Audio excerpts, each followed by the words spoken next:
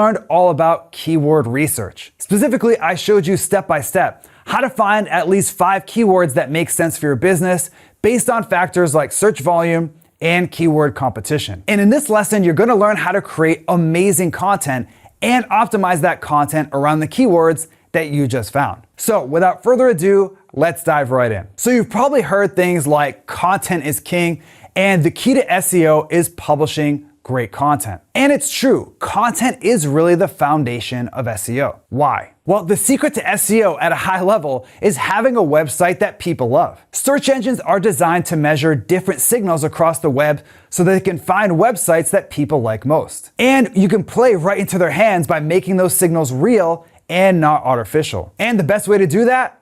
Publish great content. The question is, what is great content and how do you actually create it? Especially if you're not a world-class writer. The key is to stick to proven content templates that are designed specifically for ranking in Google. In fact, when I first got started with SEO, I would find a keyword, open a blank Google Doc, and start typing. Not only did this take forever, but my content didn't consistently rank. Facepalm. Flash forward to today, and I only write using content templates. Templates speed up the content creation process by 5 to 10x. They also help ensure that your content is primed to rank in Google. Which leads us to the first content template that I want to share with you today, the expanded list post. So what is it? An expanded list post is like a regular list post, but better. Now, list posts are a content mainstay, and for good reason. They're a collection of bite-sized tips that people can use to get a specific result, which is exactly the type of content that Google searchers want. The issue is traditional list posts usually leave out key details, like how to actually put each tip or piece of advice into practice. But the expanded list post is completely different. With the expanded list post, you give lots of detail about each item on your list. For example, take a look at this expanded list post from my site. As you can see, unlike traditional list posts, I give people detailed steps for each and every tip, including real life examples. So why is this important? Most traditional list posts make people do a ton of extra work. For example, let's say that first tip from a traditional list post is eat eggs at breakfast. Well, that leaves out a lot of important information like what time should I eat? How do I cook the eggs? What about organic and free range eggs?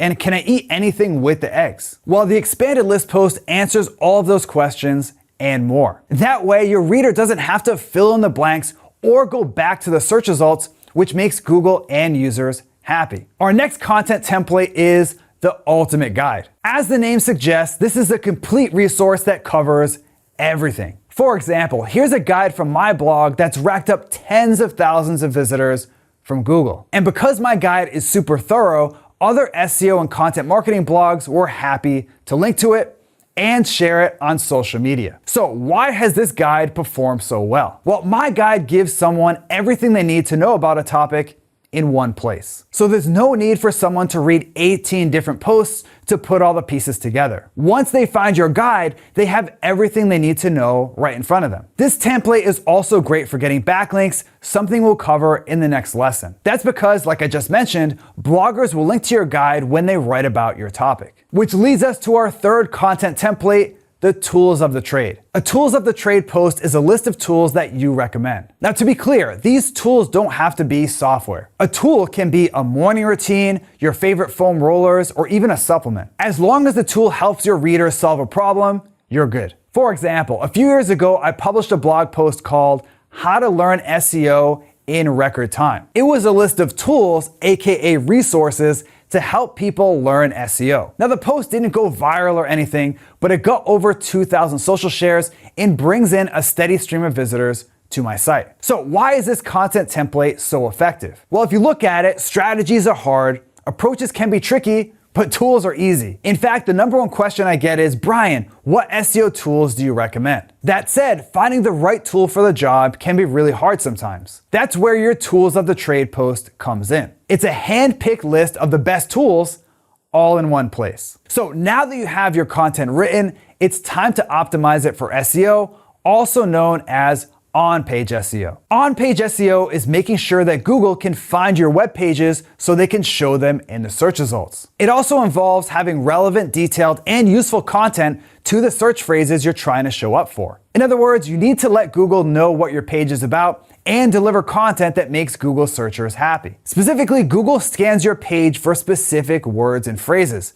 And when it sees the same term over and over again, Google says, this page must be about this keyword. That's why it's important to use your target keyword on your page without going overboard. More on that later. For example, let's say that you just wrote a piece of content about organic dog treats. If you follow the template above, you probably naturally optimize your content quite a bit anyway, which helps Google understand that your page is really about that topic. That's because all the templates that I just shared with you focus on writing super in-depth, thorough content, which means you probably included your target keyword and related terms a few times already, and created content that provides a ton of value all in one place. But to double check that your content is optimized for SEO, here are the top 3 steps for SEO optimized content. So first, when it comes to on-page SEO, your title tag is key. Google has even said that it's important to use high quality titles on your web pages. So here's how to get the most out of your page's title tag. First, you want to front load your main keyword. Front load simply means that you start your title tag off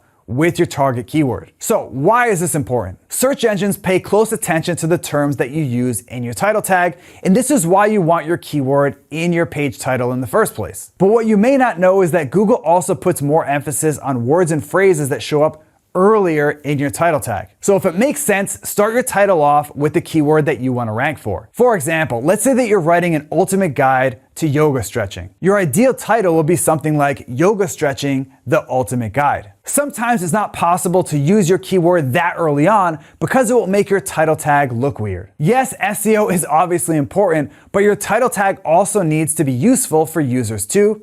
More on that later. So if you're not able to start off your title tag with a keyword, no big deal. Just include your keyword as early on as you can. Your next step is to use internal linking. Now this step couldn't be any simpler. All you need to do is add a link from one page on your site to another page on your site. Now that said, you don't just want to add a bunch of random internal links. Yeah, random internal linking is probably better than not internal linking at all. But if you want to get the most out of your internal links, I recommend linking to other pages on your site that are closely related to your main topic. For example, let's say that you just published a tools of the trade post that lists the best productivity apps on the market. Well, you'd want to link to other pages on your site about productivity, like blog posts and maybe even services pages if you offer that. Finally, optimize your page for user experience. Improving your site's user experience can directly and indirectly help with your SEO. UX can directly help with SEO because Google knows when people start pogo sticking after landing on your site from the search results. And if enough people bounce from your site to the search engine results, this tells Google that your result didn't give that searcher what they were looking for. On the other hand, when people stick to your page on Superglue, Google thinks this is a great page. We should probably give it a rankings boost to make it easier to find. User experience can indirectly help with SEO because people are more likely to share and link to user-friendly sites. So if your site is hard to use, uses intrusive pop-ups and ads, and has a bunch of broken links, people probably aren't going to link to it, even if you have great content. So once you're done with those 3 steps, I recommend running your content through the SEMrush SEO Writing Assistant. This SEMrush feature analyzes your content and provides detailed recommendations on how you can optimize it even better. So let's get into the details with a real life example. Here's a piece of content that I'm currently working on. Because I followed the Ultimate Guide template that we talked about earlier, my target keyword already appears on the page a few times and in my page title. But I'm still not 100% sure if I'm checking off all of the on-page SEO boxes. So I copy and paste my draft into the tool, specify my target keywords,